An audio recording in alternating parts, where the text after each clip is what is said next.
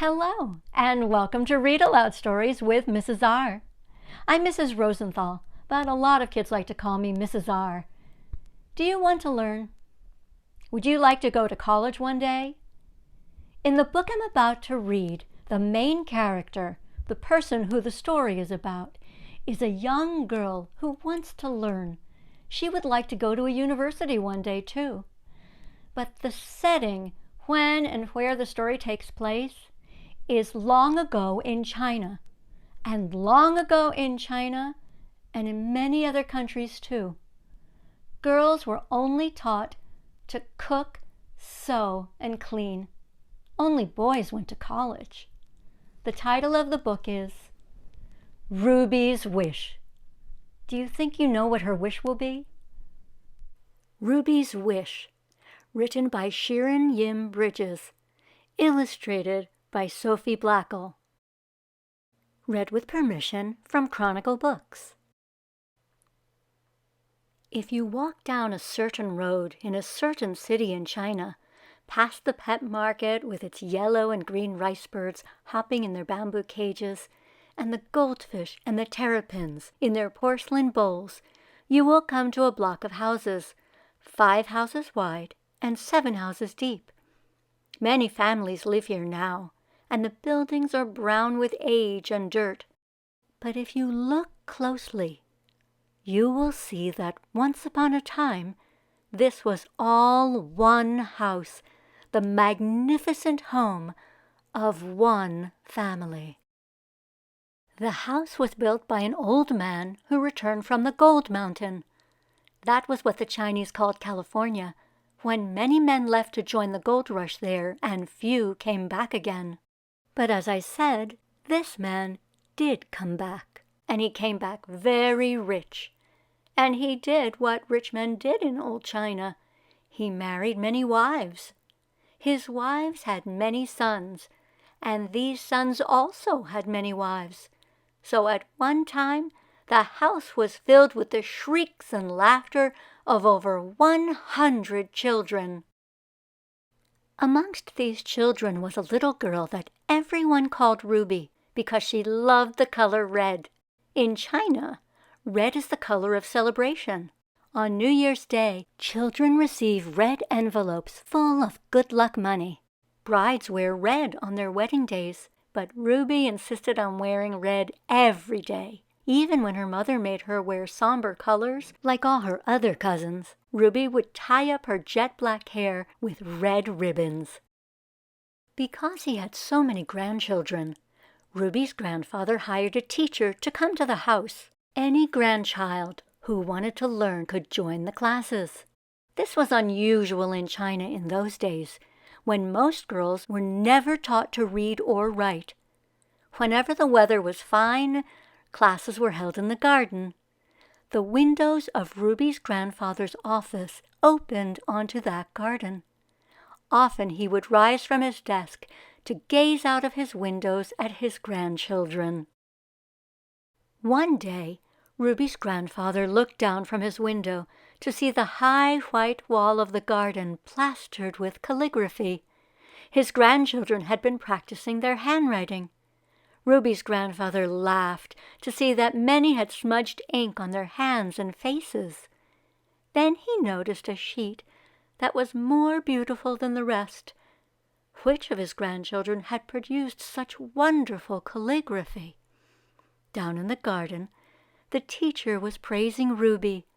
Her ears were turning as bright red as her jacket.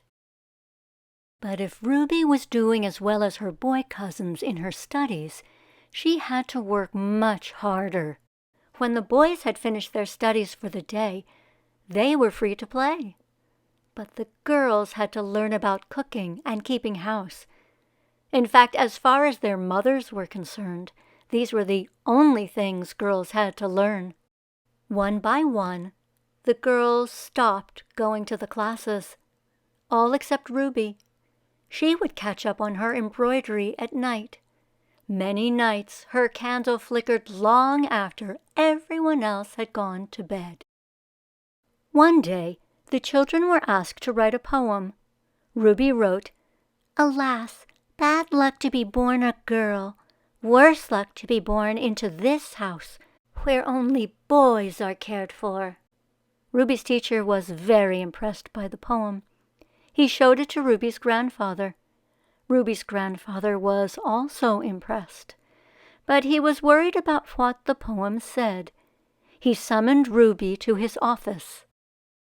Ruby found her grandfather sitting in his chair, her poem spread open on his desk. "Did you write this poem?" asked Ruby's grandfather. "Yes, I did, grandfather," answered Ruby. "Do you really think that in this house we only care for boys?" "Oh, no, grandfather," said Ruby, very sorry that she had upset him. "You take good care of all of us, and for that we are all grateful." "Little Ruby," her grandfather said gently, "I really would like to know why you wrote this poem. How are the boys better looked after?" "Well," said Ruby, trying to think of a small, unimportant thing, "when it is the moon festival and we are each given half a mooncake, the boys always get the half with the yellow moon yolk." Said her grandfather, as if he was still waiting. "Is that so?" "Yes," continued Ruby, "and when it is the lantern festival, the girls are given simple paper lanterns, but the boys have red lanterns in the shapes of goldfish, cockerels, and dragons." Ruby's grandfather chuckled. He'd never thought about it before. He could imagine how much Ruby would have liked a red lantern. "But most importantly," said Ruby, staring hard at her red shoes, "the boys will get to go to university, but the girls will be married." "Don't you want to be married?" asked her grandfather. "You know you are very lucky. A daughter of this house can marry any man." "I know, grandfather," said Ruby, "but I'd much rather go to university." Ruby's grandfather touched her hair. "Thank you for talking to me, Ruby," he said. "Go on with your lessons. Make the most of them while you can." So Ruby went on with her lessons. Some of the boys grew up and went away to university. Some stayed in the house and started families of their own. But when they grew up, all the girls were married and sent away to live in their husbands' homes. Ruby knew it would soon be her turn. In the ponds, Ruby could see the orange and white carp gulping for breath under a thin layer of ice. It would soon be Chinese New Year. Ruby felt sure it would be her last one at home. On New Year's Day, Ruby put on red velvet shoes and tied red ribbons in her hair. Then she went to wish everyone a Happy New Year. She started with her married cousins, then worked her way up through her parents, aunts, and uncles. Each one gave her a red packet full of lucky money. Finally, she bowed before her grandfather. "Good luck and prosperity, grandfather," she said. "Good luck, little Ruby," replied her grandfather, and he handed her a very fat red packet. Ruby could feel the eyes of all her family on her as she opened the lucky red envelope. Can you guess what was in it? It wasn't money. It was something much better than that. What do you think is inside the lucky red envelope? What's your prediction? A prediction is a guess. Now we know from the author that it is a very fat packet. We also know that money isn't in it. What's your guess on what is inside of it? What's your prediction? It was a letter from a university saying that they would be proud to accept Ruby as one of their very first female students. So that's how Ruby got her wish. It's a true story. And how do I know this? Well, Ruby is my grandmother, and every day she still wears a little red. Was your prediction correct? Wasn't it wonderful that Ruby got her wish? And what a surprise to discover that Ruby is the author's grandmother. I'm glad she still likes to wear a little red every day. Is that one of your favorite colors? You can see it's one of mine. Tell me, do you remember what Ruby was doing at the beginning of the story? She was writing Chinese words. Would you like to learn how to write a few Chinese words? If you look below the video screen, you'll find the words Show More.